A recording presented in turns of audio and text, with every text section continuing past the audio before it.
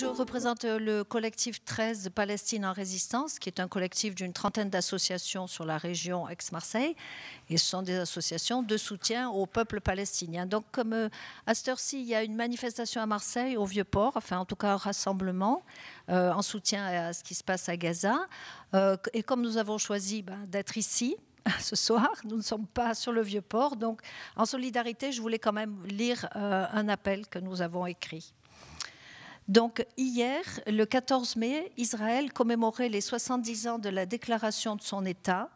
C'est cette date que Trump a choisie pour transférer l'ambassade des États-Unis de Tel Aviv à Jérusalem, confortant de cette façon le gouvernement israélien dans la violation du droit, dans l'impunité dont il bénéficie, dans son refus de l'accomplissement des droits nationaux du peuple palestinien et dans sa volonté de nettoyage ethnique prémédité de ce peuple.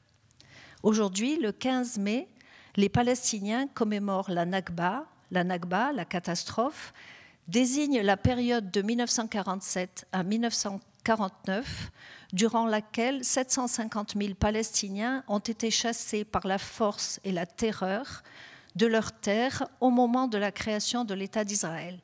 Ce sont plus de 500 villages et 11 quartiers urbains qui ont été détruits durant cette période. Les réfugiés palestiniens et leurs descendants sont aujourd'hui 6 millions. Ils vivent pour la plupart d'entre eux dans des camps surpeuplés. Israël refuse de leur reconnaître le droit au retour, pourtant affirmé dans la résolution 194 de l'Assemblée générale de l'ONU du 11 décembre 1948, que cet État a accepté le 11 mai 1949 pour intégrer les Nations unies. Le bilan de la journée d'hier est de 53 morts et plus de 2000 blessés. Il y avait déjà eu plusieurs dizaines de morts et des milliers de blessés lors des journées de manifestation des semaines précédentes. Comme aux pires heures de l'histoire de l'humanité, une armée tue froidement et méthodiquement la population civile en toute impunité. Elle utilise des armes qui estropient à vie ceux qu'elle ne tue pas.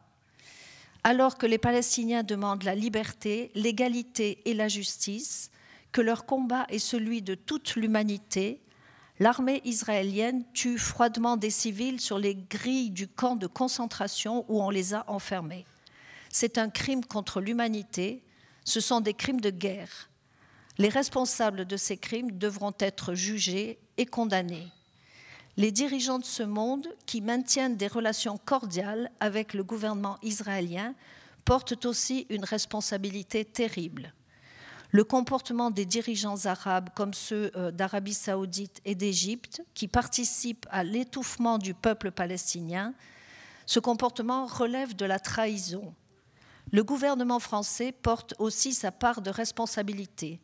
C'est pourquoi nous exigeons qu'il intervienne et qu'il sanctionne les assassins. Les laisser impunis, c'est être complice. Nous demandons qu'Emmanuel Macron, président de la République française, exige solennellement l'arrêt immédiat de l'utilisation d'armes de guerre par l'armée israélienne contre des manifestants non armés, engage pour se faire entendre des sanctions contre Israël et suspende toute coopération militaire avec cet État, envoie d'urgence un navire-hôpital à Gaza pour venir au secours des blessés, soulager les hôpitaux palestiniens et éviter encore plus de morts et de handicapés à vie. La France doit agir tout de suite. Elle en a l'obligation, elle en a le devoir. La communauté internationale doit agir aussi. La protection internationale n'est pas une option, c'est une obligation des parties contractantes de la 4e Convention de Genève. De nombreuses manifestations sont organisées aujourd'hui partout en France pour crier notre indignation et notre refus de laisser faire. Voilà, merci.